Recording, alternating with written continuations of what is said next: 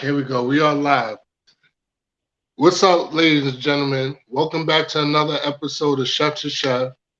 Today I have a real amazing chef, a real amazing chef in the building. I'm proud to be able to interview this man right now, Chef Santana Burriss. Welcome What's to the happening? Chef Table, man. Welcome, Appreciate welcome. you. Appreciate you having me. What's going on? Ain't much, man. How you doing today, man? I'm good, man. I'm rocking, man. Busy, busy. As you should be, especially this time of year, as a chef, it's good to be busy, because this could Right, be right, the for end. sure. That's what's up. So listen, ladies and gentlemen, this is a private chef, a mixologist. He's a caterer. He does it all, from the north to south, from south to west, every place, Uh, born and raised in Charlotte. Well, born in Charlotte, all right? If I'm not mistaken, born in Yep, Charlotte, you was raised in yep, Atlanta, yep, raised in yep. Atlanta, right? Question: what state has a better food, Atlanta? I mean Georgia or North Carolina? I'm gonna give it to Georgia. Mm, I'll give it to Georgia. Yep. okay, okay. What's the difference? What's the difference in like flavors between those two states? Well, I can only speak for the cities, right? So I would say the fact that Atlanta is I like a big live in melting Charlotte pot. right now, so Yeah, yeah, yeah, for sure. So the fact that Atlanta is like a melting pot has always been is like a it's an evolved city. So you have chefs and you have influences from all over the world, and it's just a it's a culture out there for culinary. So I hmm mean they're kind of ahead of the curve when it comes to that. okay, okay, okay. I see what you mean. I see what you mean. Being out here in Charlotte, I definitely see where there's things that they don't know yet. Like for example, Yeah, like vegan is a huge part of the culinary culture now. right, right. And I notice in Charlotte they don't even cater Yeah, to you got that. like you got like one or two people that's kind of locking that lane down. So I mean, hmm which is kind of the reason why I chose to move back down here because it's just not it's not fully evolved yet. So it was a good time to just to come in. Exactly. And That's part. Honestly, that's part of the reason why I moved to Charlotte because I felt like I did my research. I seen Atlanta was an amazing place, right? I mhm. felt like Charlotte was a place that's going to be the next wave. Atlanta already got the wave buzzing. If you go to Atlanta now, it's kind of going to be a fair trade. Whereas Charlotte is like you get here first, you could get ahead of the curve. So once that wave come here, oh Yeah, man, you definitely I gonna mean, be good. and just to piggyback on what you said right there, so I remember like even being a kid like in the '90s and the 2000s, growing up in Atlanta, Mm-hmm. um, a lot of people was coming there. It was that Renaissance period that was happening, and Mm, people who cashed in on that or took the opportunity of that, they're all thriving. They're reaping the benefits of that right now, and just reflecting on like Charlotte is kind of going through that same type of Renaissance period. People are mm-hmm. migrating down here, especially after the pandemic. So many creatives from other markets has been flocking to Charlotte, which is dope. Yep. Well, people forget that Charlotte is actually the banking capital of the world. So like, Yeah, yep, yep. it's a lot of money here. It got all major sports outside of baseball. Things Yep. like that is really like things you could look at when it comes to migrating and just being places, especially as a chef. Because this Right, place, right. notice this place is like New York. It's always active. 20 every, maybe not all night, but every day is busy. So Yeah, things like that's, I see where you're going. I see where you're saying. Yeah, I mean, it's just it's literally becoming a city right now. It's a yeah, fully functioning city at this point. Like yeah. it's been 17 years since I've been here, and it's like completely different from when it was when I left. Mm. So question. Uh, I want to dive a little into like you're a private chef, right? What's the life of a private chef? Tell the audience what's the day in day out of a private chef? A day in a day out of a private chef. So I would say just trying to organize, actually just sourcing clientele. Sourcing clientele, that's kind of big, especially when I was first starting out. It was just all about sourcing clientele. Um, and then just kind of organize and being able to execute. Because like sometimes I could be like a messy chef, right? Like if I'm working in the kitchen or if I'm working in my kitchen, I can just kind of be all over the place. But when I'm hmm private chefing, I got to have everything kind of in order, like have everything completely organized. So what I like to do is just do whatever I can off-site, whether it's like start some cooking, whether it's organizing things. But I just want to be able to go to the actual client's house and just execute and just finish off, just do finishing. You know, if that makes sense. So that's pretty much what that is. Trust me, as far as time and everything, it makes perfect sense. You know, get as much as you could do prior to the event. So during the event, you could do as minimal as possible. You know, things like that definitely work out, especially when it comes to organization and cleanliness. That's a huge part of it. You know. Now, I was about to say lately. So honestly, it's interesting. Like I'm going through a learning curve right now. Like so now I kind of segue into the personal chef sector. I just picked up 2 MBA clients, and that was literally on January 1st. And congratulations, bro. Appreciate it. Bro. So it's a learning curve for real. Luckily, the 2 clients live close to each other, but it's all about creating that system right now. Like it's been almost like a full week since I've been doing it, and I've been working. But I mean, I see where I can make the job easier for myself, you know. But yeah, you know, I like learning curves though. I love them. Like it just equals growth. So it's a challenge. Every challenge is growth. And you know, us as chef, we love the pressure. You know, that's what make us. You know, and it's funny because I tell this to people every time. I like being a chef is like a lot like being in the NBA. You know, as far as the pressure, the timeliness, you got to perform in front of people. You got to make sure they leave happy. All that, the sweat, everything, the injuries. Like, you know, like, trust me, though. It's funny. That's a good correlation. I used to always tell people chefing and cooking is kind of close to being like an athlete because some people are just naturally good at it. And some people got to work really, really hard to be good at it. To be that, yeah. That's a fact. Nah, continue, my bad. Oh no, that was it. I think I wrapped it. I was just talking about the learning curve that I've been going through this week, just recently. You know, I mean, listen, I call that a beautiful problem, man. Because I love it. That's a great learning curve to have, man. 2 NBA clients, man. As a private chef, as a chef in general that really want to be like their own independent thing. That's something people strive for, you know, to be able to have these people on my resume, and it can only go up from here because those people gonna talk about you to their friends, to their players. You know, next thing you know, you might have like 10 clients. Now you gotta hire some more chefs. You got a whole business going. You know, just because you putting in the groundwork now, bro. You're learning the learning curves. Next time you could teach other people like, yo, this is what I learned. Like, this is how you do it. Now everybody looking up to you. That's some real shit, bro. Yep. I agree for sure. This is why I love, ladies and gentlemen, this is why I love bringing chefs like this onto the podcast because I know there's a lot of young aspiring chefs that look at this podcast, 16 years old, 17 years old, you know what I mean? And, you know, I know me personally growing up, it wasn't easy. You know, we was on Chop before it was even a show. You know? For real. You know, things like that. So, like, I know there's people going through that now. So just being able to talk to people like you, people like me, other people I bring on a podcast is show them like, yo, through chefing, you could really achieve some real stuff. You think you can't get next to these players? Be a chef. Watch how close you get. You know what I mean? Now they're your friends. Now they trust you to feed them. You know what I mean? You got NBA players trusting you to feed them, bro. They livelihood is based on their health. You know, and eating is a major part of their health. Things like that is a real blessing, you know? 100%. So, whatever kids is out there really striving to be a chef, do what y'all gotta do. Just keep going, keep grinding, man. That's all I say to y'all.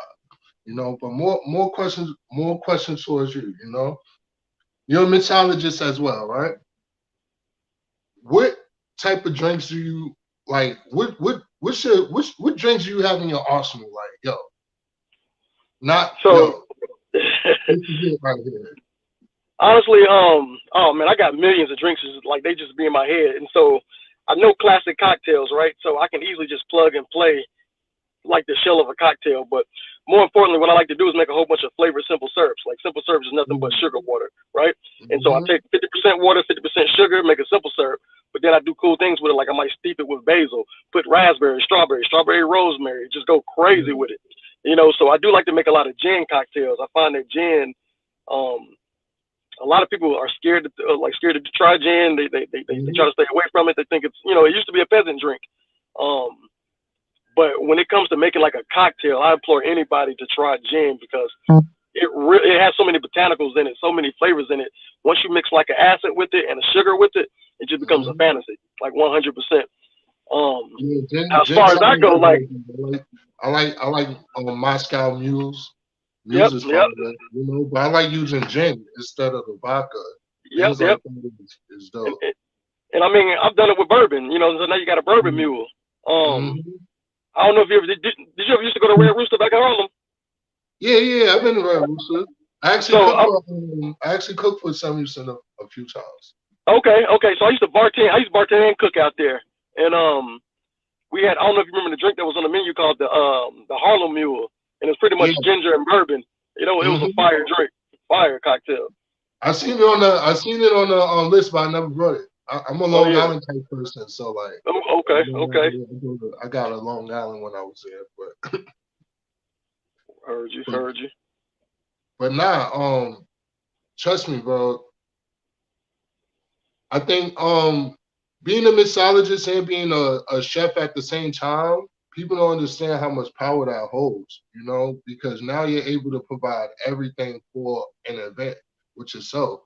And then that brings even more money towards you, So anybody who's like trying to be a chef, I do recommend y'all being a mixologist as well. Learning how to be a bartender, learning how to, serve people, be a waiter, be a waitress, things like that actually helps. Like being in front of people, being more personable.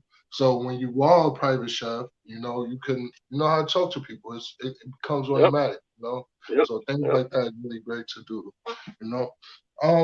If you have any advice for the audience, like what would you tell them as far as a chef? I would say explore the opportunities, right? It's way more opportunities rather than just working in the kitchen. Like if that's your aspirations, or working in a restaurant rather, then by all means do it. But there's so many different avenues. And second, like what I tell everybody, whether it's for chefing or whether it's following any type of dream, is just like do it scared. You know what I'm saying? Like say yes to everything and figure it out. Because like a lot of times you can self-sabotage yourself, right? Like you might like a job or opportunity might might approach you, and you might be like, I don't know how to do that, or I don't know how to do it, so you just decline it, And when I say do it scared, is like I'll say yes to anything, and then I'll figure it out, right? Yeah. Because if I was to say no, I'm not gonna go back and study. I'm just gonna say no. It's gonna be a missed opportunity. So if I say yes, that means I can just study. Whatever I don't know, find the information out, and now it's that learning curve again. Now I'm growing, So yeah, do it scared and just do it. Go get it. It's like the sink or swim effect. The what effect? The sink or swim effect. Okay. It's like you guys just throw yourself in the pool. Oh, the sink. Yeah, for sure, 100%. Yep. You have to really trust your abilities to where like, yo, nervous or not, skilled or not, I know I'm gonna figure this shit out. Yeah. And if you get that opportunity, it's like me. Like when I had my first consulting job, it was like I never told people how to run their books before, and I did it for myself before, but I never told people. But then once you was like, you know what, this is the fuck I do. Yep. And next thing you know how to do everything. Next thing you know, you doing 3 consulting jobs, and things like that is real. Just because, like you said, you wasn't scared. You wasn't scared to put yourself in a position to do. Yo, sure. Question: what made you get into cooking? What made you want to be a chef? What was that like? Let me break the example down. What was that one moment in your life where you knew, like, yo, I want to be a chef? So I'm gonna try to keep a long story a little less longer, right? So take your time, bro. I remember. So I was working corporate. I was working sales and marketing in Atlanta actually, and I was making really good money. I was like 24 at the time, and I do remember I was about to like, and I like listen. I was always one of them jack of all trades. I was down in Atlanta trying to be a music manager, A&R. I was trying to get into real estate. I was kind of spreading myself thin, right? I was selling plates on the side, all of that. But back to that, I was making really good money, and then I was about to make some moves that was going to change my lifestyle, like purchase a house, things like that. And I just had a premonition, like a moment. I was like, if I change my lifestyle right now, I'm gonna have to always work this dumbass job to maintain this lifestyle, Mm-hmm. And me being young, I used to see the person next to me, they stressed out trying to make their commissions. You know what I'm saying? So I was like, let me try to follow some dreams. So I remember I did it for like a whole month. I started taking orders in the morning time. No, sorry, I was taking orders during the afternoon at work, and then I wake up early in the morning to fulfill orders.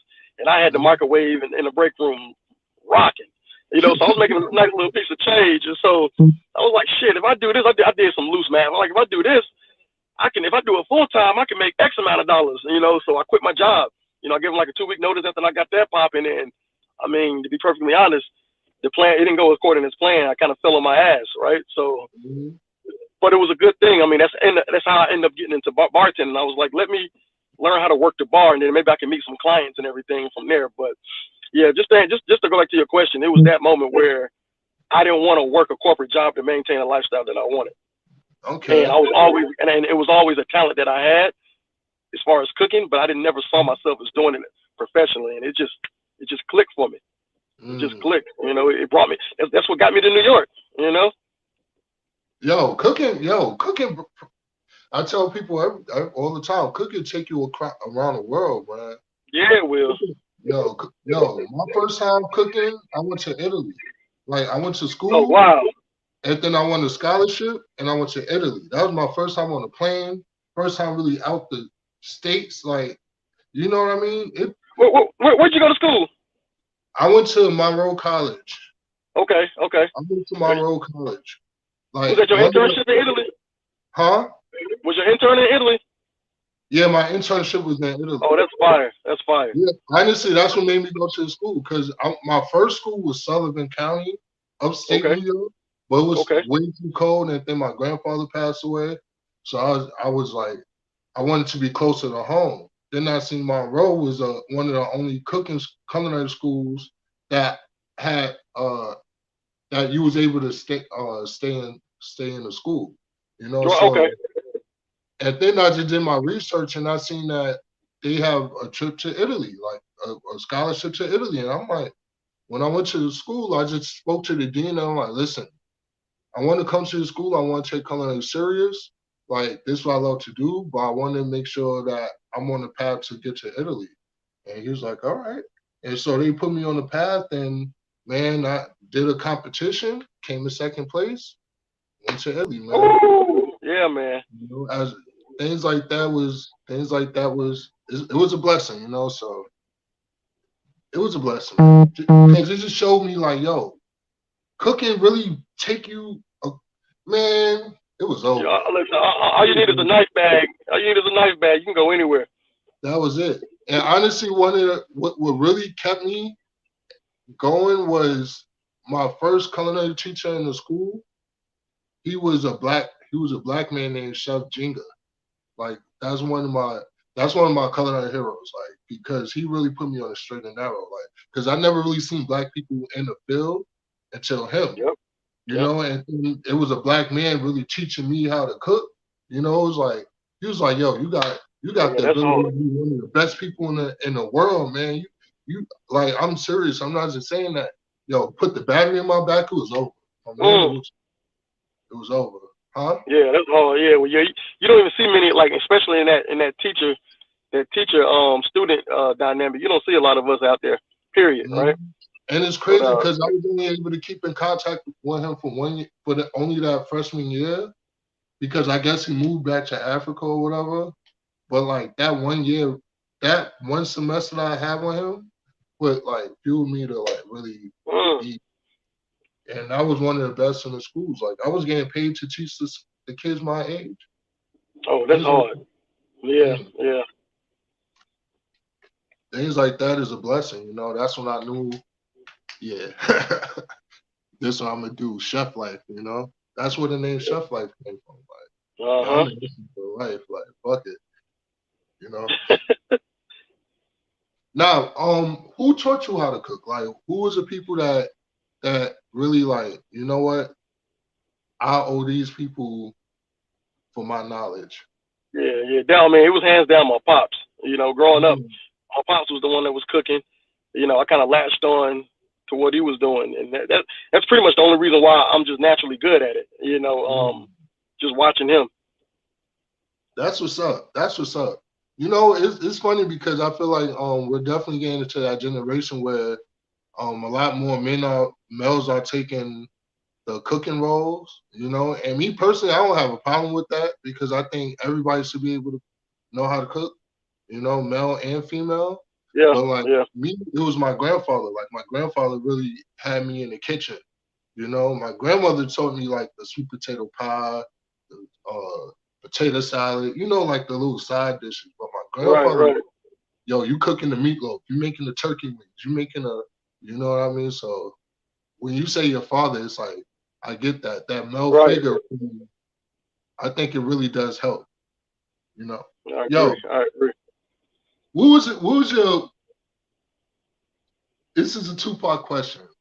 All What right. was your best day in the kitchen, and what was your worst day in the kitchen? Oh man, I'll be honest with you, man. It's gonna sound crazy, but my best day in the kitchen. I mean, and maybe because it was my more impactful day. Like, so I started culinary school late. I was 28 when I started, right? Mm-hmm. And going on 29 actually. And so again, I remember being at Red Rooster. It was my 30th birthday, and I was running a taco stand at Red Rooster, and I turned like I was literally like the taco man. You know what I'm saying? At 30 years old, like Mm-hmm. on paper that shit sound crazy. You know what I'm saying? Like you at a taco stand right now, but nah. I was watching myself like living my dream. I was watching the beginning of my dreams right then and there. It was Mm-hmm. real. It was dope. It was dope. Um, my worst day in the kitchen. I mean, I had a lot of worst days. You know what I'm saying? Because like once I ain't gonna lie, it's gonna be hard to pinpoint it. And I will say this because like when I went to school, All right, this is what I would say though. It was the worst. What was the worst day where you went home and just start laughing about it? How about that? oh shit, I'm like saying I remember, I remember I was on the line and we was rocking, out there, and I had a real anal chef, and it was some fries. I put out some fries that was a little too dark. Man, he threw them shits back at me. You know what I'm saying? I had to play them. That put me way more in the hole. I was already sinking. I was working Fry Station, and Fry Station, like everything was coming out the fryer. All the most popular items was coming out of there. He threw them fries Everything. at me. I mean, actually, I laughed right then and there when he did it. I'm like, shit, you know. Man, that's For funny real. because I see it. I have flashbacks, man. I have flashbacks of That's it is funny. That's it is funny. Like I was in the shits. You know what I'm saying? Like in it, in it. Nah, it be like that though. But like I said, it's not being a chef is one of those things like it's a calling. You know what I mean? It's like being like a LeBron James or like a Kobe Bryant or like a Tim Duncan or like you know what I mean? Uh huh. A chef really separates people from cooks.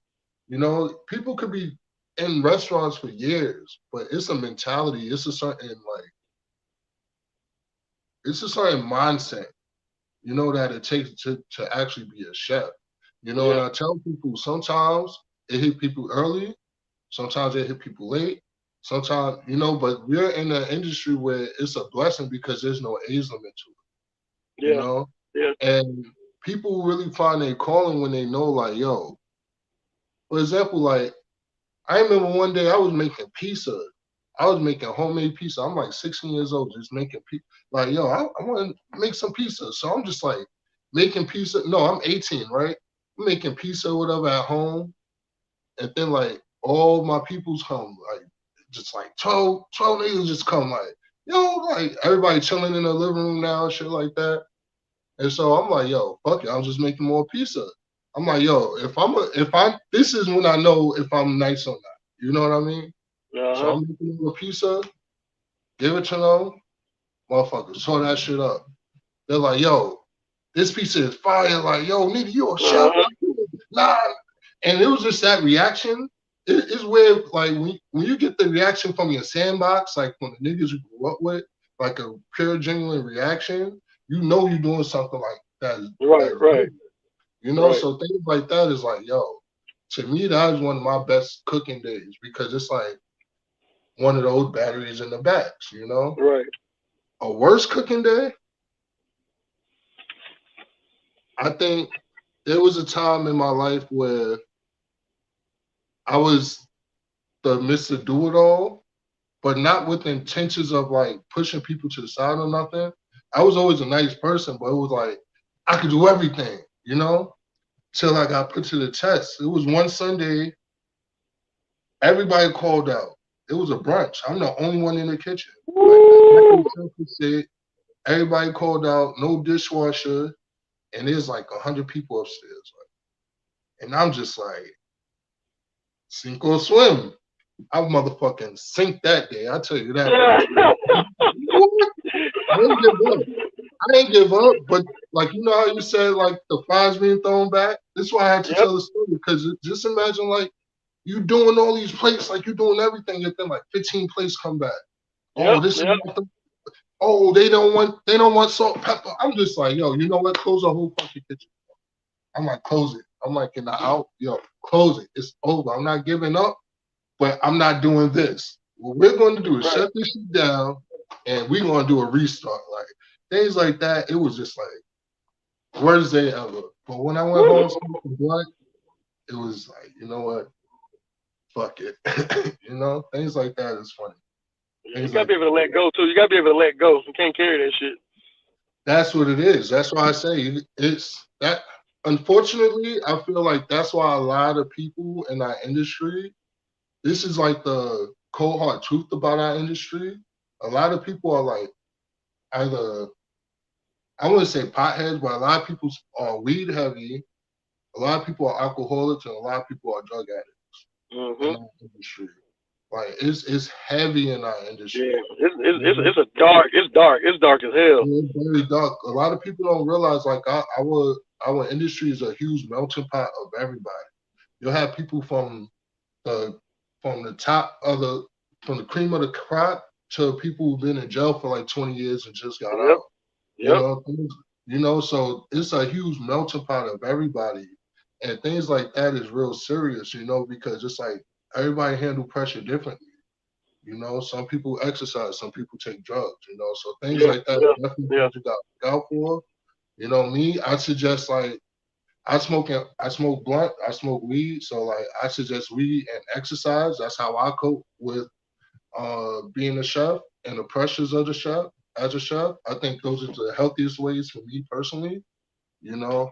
But I just want to tell people, like, for real, like, really be careful if you're going in this industry because it's very stressful, you know, and it could be easy to go to alcoholism or Yeah. be like, you know, be a drug addict. You know, you don't want that. You don't want that. Trust me. Yeah. Yeah. And I find it's mainly when you enter those restaurants. It's Hmm. usually in the restaurants. You know, that's why I said in the beginning, it's other avenues in this game that you can pursue. You know Hmm. what I'm saying? Because that restaurant, it's a dark place, and energy is real. You know, and that shit latch onto you. That's a fact. That's However a you gonna fact. respond, you respond. But That's why I say if you're gonna be in a restaurant, definitely don't just shoot just any restaurant. You know, really do your homework about the restaurant, do that education, see if they're making money or profiting, see if they're not, because that's a big difference on if you're gonna get your check early or if you're not. Things like it's a lot, you know, it's a lot. So definitely do your homework because things like you just said, like the stress levels in restaurant could be crazy. Yeah, that's why I kind of like dipped out and really started becoming a personal chef, catering, doing all that stuff because exactly what you said. yeah, You know, yeah. seeing it, like just seeing it is bad. Hey yo, back to some questions, man. I know you're saying you're cooking for two NBA players, big baller over there. You know, if you had two celebrities you want to cook for, like yo, this is my A+ plate. I've been wanting to cook for y'all my whole life. What two celebrities are Two celebrities that I would want to cook for. Dang, this seems like it's normally be easy. Hold on, man. Give me a second, man. Um,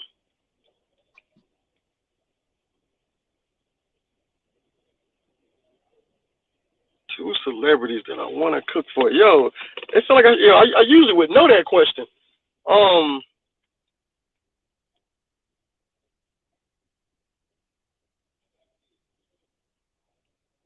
mm, yeah. Let's come back to that question. Let's see. Let me see something. Let me see something pop in my head. Let me see something pop in my head. they? Nah, I respect it because you know why? I ask everybody that come on the show that question because I know it starts to get a little more like sentimental because you know celebrities that you know, like to me what I see is like people pick celebrities that almost like help change their life or motivate them, you know. So that's why I like asking those questions because you Yeah, know, yeah, I understand for sure, for sure.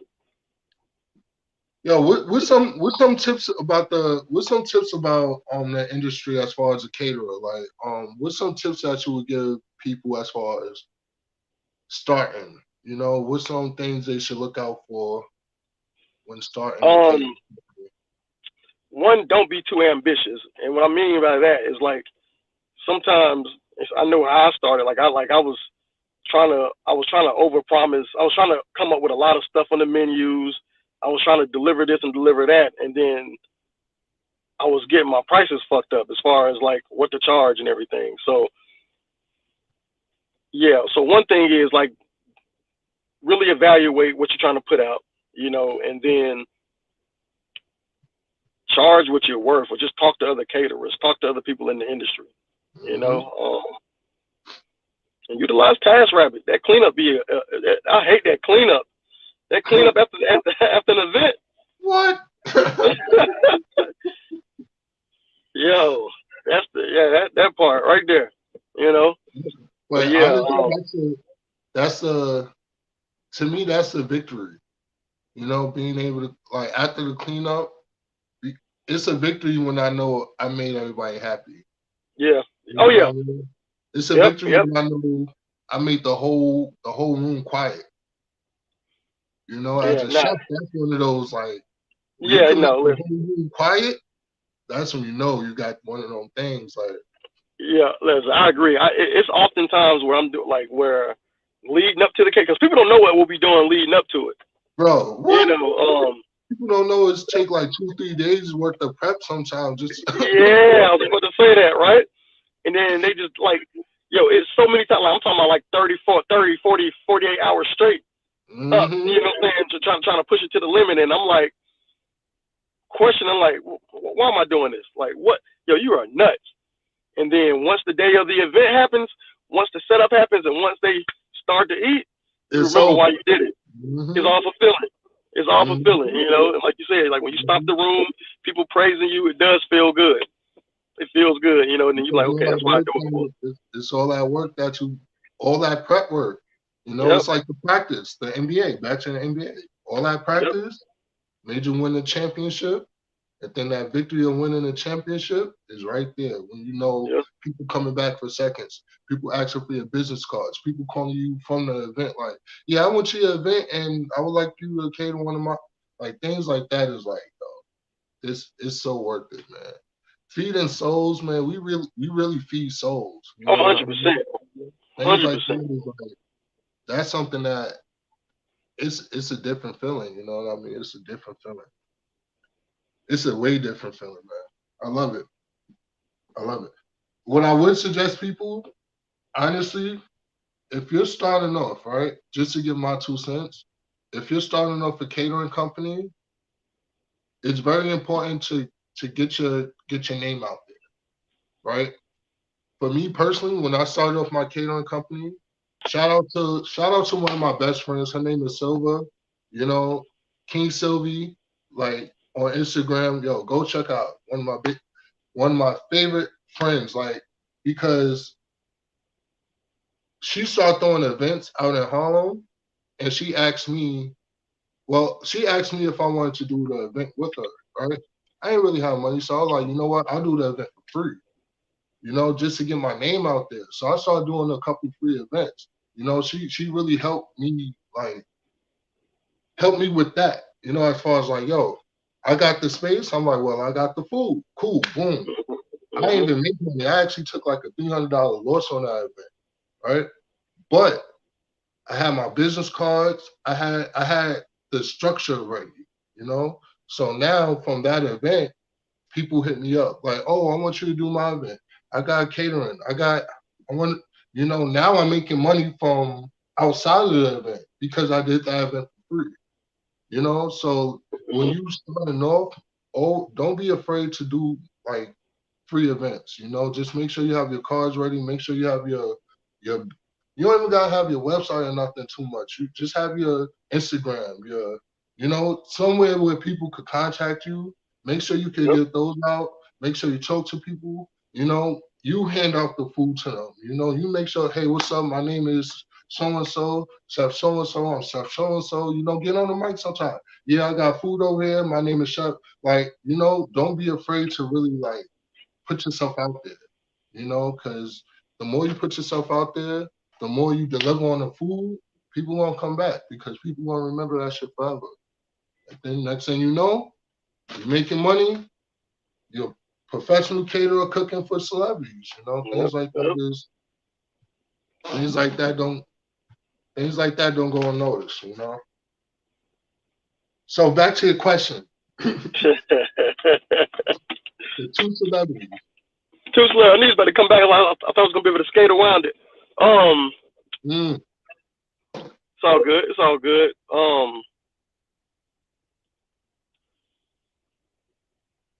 I wouldn't mind cooking for Jay Z. mm-hmm. You know what I'm saying? Just to, like it'd be kind of dope to see him break his cool. You know what I'm saying? And tell you how good the food is. You know what I'm saying? They want to wow like that wow effect, right? Just kind of Mm-hmm. break his cool. That'd be hard. Um, Secondly,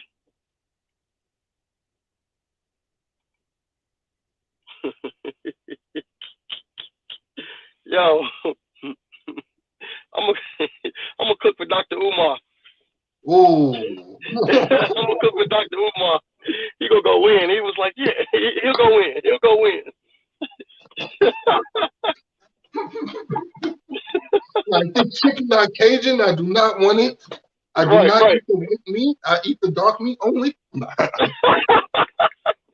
For real, for real. He's like, now this is African world class cuisines. You know. Just don't give me the pork, my brother. And then we'll be Uh-huh. good. He's like, I'm good. Oh, I'm good on that, my brother. I'm good. That'll be an interesting conversation. That'll be funny. Cook for him and what's the name? Who? Ah, What you about to say?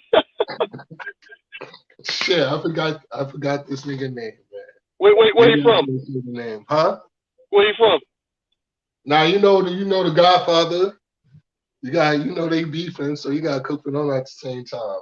Yeah, I think you're talking about one of the ones that's beefing with him. Yeah, yeah, I forget his name right now though. I know Tariq Nasheed or Polite. Nah, Oh, you talking about the relationship coach dude, yeah, the Kevin Samuels dude. there we go. You gotta put them in the same room together. Yeah. Get them at the dinner table. Get them at the dinner table. Yeah, and record it. This is gonna be hilarious.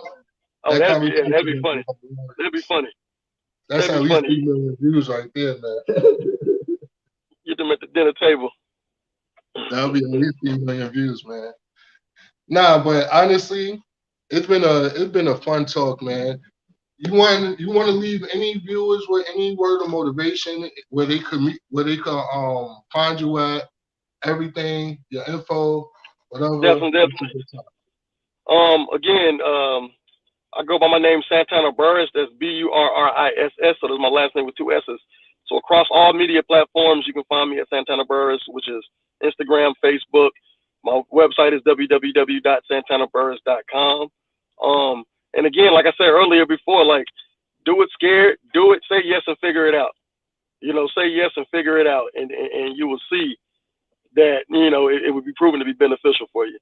Mhm. So I appreciate you having me on, man. I appreciate this. Man, I appreciate you coming on, man. It's been an honor for you to join the chef table, man. The chef to chef talk is real. Like I said, especially for our culture, as black chefs, as black men, it's real huge that we, motivate each other. We keep each other motivated. Like I said, once again, it's huge that we build a connection, because this industry is not an easy one, especially for us. You know how it goes. Yeah, yeah, So yeah. the more we could unite, the more we could stand together, the more we'll become the top chefs of the world as we're supposed to be. And so I appreciate you coming on, man. Ladies and gentlemen, it's been another episode of Chef to Chef. You know, your host, Chef Life Nitty, your guest, Santana Burriss. Man, it's been a pleasure, man. Stay blessed, y'all. All right, be easy.